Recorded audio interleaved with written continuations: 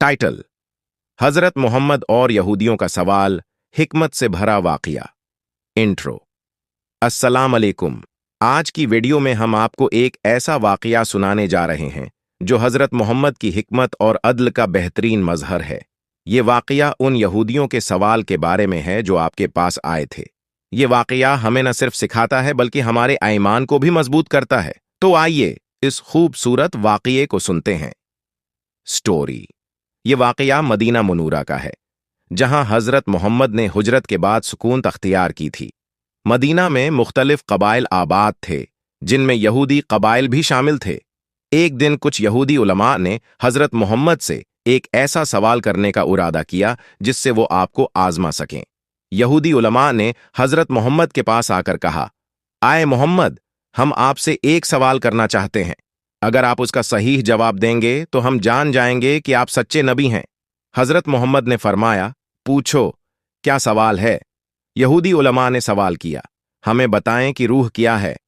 ये सवाल इंतहाई पेचीदा और फलसफियाना था, जिसका जवाब दुनिया के बड़े बड़े उलमा और फिलासफर भी नहीं दे सके थे। इस सवाल के जरिए यहूदी उलमा हजरत मोहम्मद को मुश्किल में डालना चाहते थे। हजरत मोहम्मद ने उनके सवाल को संजीदगी से सुना और फिर कुछ देर खामोश रहे। आपके चेहरे पर सुकून और एतिमाद था। फिर आपने अल्लाह की तरफ से वही का इंतजार किया।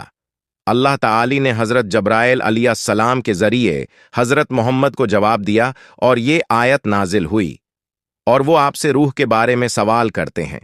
कह दो, रूह मेरे रब के हुक्म से है और तुम्हें इल्म में से बहुत थोड़ा दिया गया है।